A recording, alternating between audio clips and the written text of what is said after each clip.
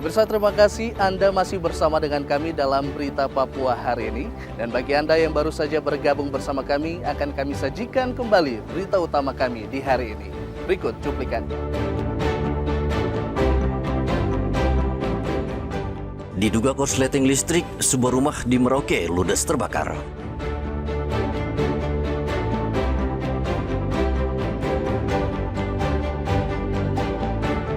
Kecelakaan tunggal seorang pria tewas di Merauke.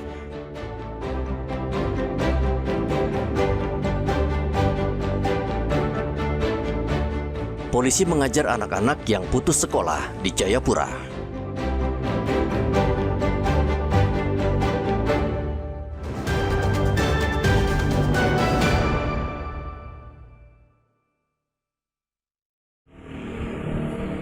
Praktik dugaan dukun cabul di Merauke terbongkar setelah seorang korban memberanikan diri melaporkan peristiwa yang dialaminya ke pihak kepolisian.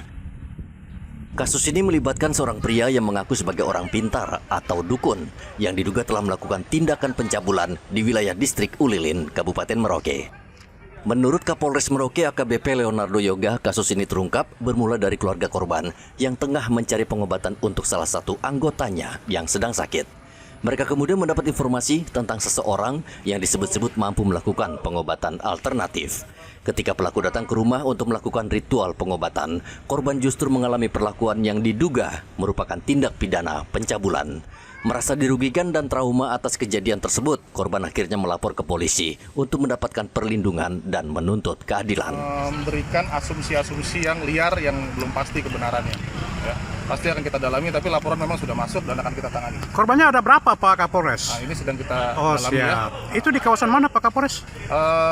Dugaannya terjadi di daerah Bupul ya. Bupul ya. Ya, memang mengarah ke situ ya dugaannya ya. Jadi pasien-pasien yang wanita, kemudian ada dugaan pencabulan di sana. Namun tentunya itu harus kita dalami karena laporan baru kami terima. Nanti akan terang benderang ketika masuk proses penyidikan. Kapolres menegaskan pihaknya mengecam keras segala praktik penipuan berkedok pengobatan tradisional yang merugikan masyarakat, terlebih jika disertai tindakan asusila. Polres Merauke mengimbau masyarakat untuk lebih berhati-hati dan melaporkan segera bila menemukan praktik serupa. Muhammad Ridwan dan Rian Tonai melaporkan dari Merauke, Papua Selatan.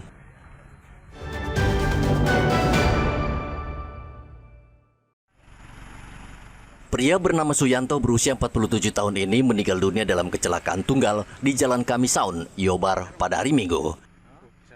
Warga menemukan tubuh korban tergeletak di jalan raya lalu melaporkannya ke polisi. Polisi kemudian mengevakuasi jasad korban ke rumah sakit. Tidak jauh dari tubuh korban, warga menemukan sepeda motor korban terperosok ke dalam drainase. Polisi masih menyelidiki penyebab pasti korban terjatuh dari motor. Sampaikan bahwa tadi pagi telah terjadi laka tunggal di pertigaan Jalan Yobar Kamisau. Akibat dari kecelakaan tersebut, korban meninggal dunia di tempat. Demikian yang perlu kami sampaikan dan kasus ini masih dalam tahap penyelidikan selanjutnya. Terima kasih. Jenazah Suyanto sudah dievakuasi dan dibawa ke kamar jenazah RSUD Merauke dan selanjutnya diserahkan ke keluarga untuk dimakamkan.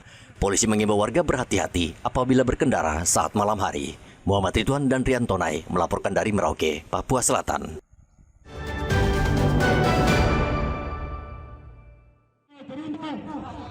Puluhan warga dari 3 kampung di distrik Tembagapura melakukan demo damai di halaman kantor Yayasan Pengembangan Masyarakat Amukme Kamoro pada hari Senin.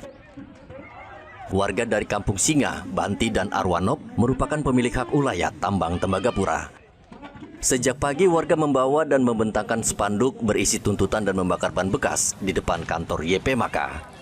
Meski dijaga aparat kepolisian, tidak ada pihak YP Maka yang turun menemui massa. Warga menuntut kompensasi tanah adat dari perusahaan Freeport. Warga mengancam akan melakukan aksi lebih besar, termasuk menghentikan operasi tambang apabila tuntutan mereka tidak dijawab. Hari ini kami resmi adakan protes keras kepada PT Freeport Indonesia yang terutama atas nama Pak Tommy Wenas, Pak Klaus, Pak Ma bersama dengan Pak Egil Endok. Mereka tidak pernah mendengar aspirasi, tidak pernah mengakomodir hak-hak masyarakat, sehingga hari ini kami demo dan protes keras. Dan berharapannya hari ini harus ada jawaban yang pasti. Harus ada komitmen yang pasti. Kami sudah siapkan juga beberapa poin yang akan menyampaikan kepada mereka. Tidak berniat hanya asal menuntut, asal berteriak, asal memberontak.